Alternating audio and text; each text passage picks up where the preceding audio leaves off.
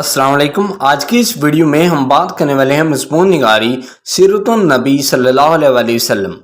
پیارے نبی حضور صلی اللہ علیہ وآلہ وسلم بہت ہی عظیم ہستی ہیں۔ حضور کا کسی بھی عام انسان کے ساتھ شمار نہیں کیا جا سکتا۔ اللہ کے محبوب اور ہمارے سب سے آخری پیغمبر ہمارے نبی ہی ہیں۔ ان سے ہی ساری دنیا میں مکمل اسلام پھیلا۔ سیرت کے لغوی معنی طریقہ کار یا چلنے کی رفتار اور انداز کے ہیں۔ اگر کسی کے لیے کوئی اسوہ حسنہ ہے تو وہ صرف رسول صلی اللہ علیہ وآلہ وسلم کی ذات مبارکہ ہے۔ اللہ تعالیٰ فرماتے ہیں،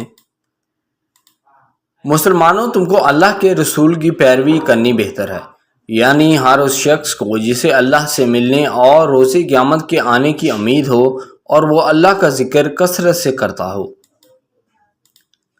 اللہ تعالیٰ نے قرآن کریم میں ان حضرت کی ذات گرامی کو بہترین نمونہ قرار دے کر اہل اسلام کو آپ کے اسوہ حسنہ پر عمل پیرا ہونے کا حکم یعنی ارشاد فرمایا ہے۔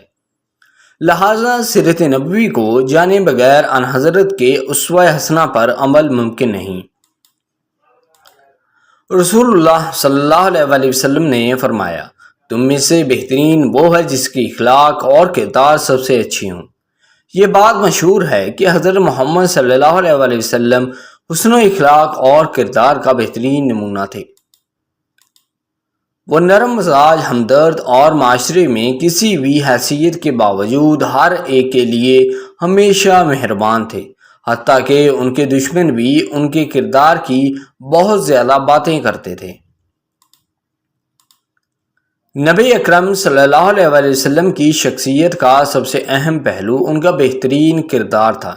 وہ اپنی شفقت، ہمدردی اور سخاوت کے لیے مشہور تھے۔ وہ ہمیشہ دوسروں کے ساتھ احترام اور شائستگی کے ساتھ پیش آتے، چاہے ان کی سماجی یا مذہب کچھ بھی ہو۔ پیارے نبی کے آنے سے عرب جگمگا اٹھا، اندھیرا دور ہو گیا اور جہالت ختم ہو گئی اور سارے عرب میں سکون ہو گیا۔ آپ کی سیرت صرف عرب کے لیے ہی نہیں بلکہ پوری دنیا کے لیے مثال ہے۔ آپ بے حد رحم دل تھے۔ نبی اکرم صلی اللہ علیہ وآلہ وسلم کی زندگی اعلیٰ اخلاقی صفات کا بہترین نمونہ ہے۔ آپ صلی اللہ علیہ وآلہ وسلم دنیا کے بہترین انسان ہیں۔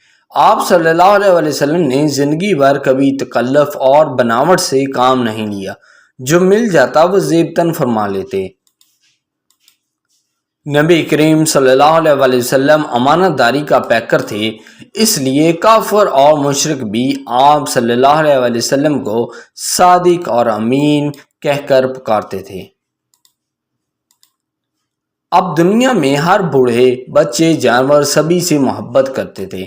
اپنی قوم ہو یا دوسری قوم، اپنا ملک ہو یا کوئی اور ملک، یہاں تک کہ جو لوگ دنیا سے رخصت ہو چکے ہیں ان کی بھی محبت حضور کے دل میں رہتی تھی۔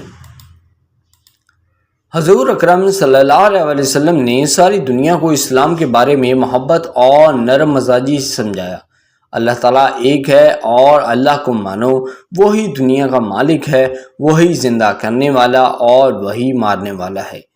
I hope دوستو یہ ایسے آپ کو پسند آیا ہوگا۔ اگر آپ نے ابھی تک اس چینل کو سبسکرائب نہیں کیا تو جلدی سے اس چینل کو سبسکرائب کریں، اس ویڈیو کو لائک اور اپنے دوستوں کے ساتھ شیئر ضرور کریں۔ Thank you.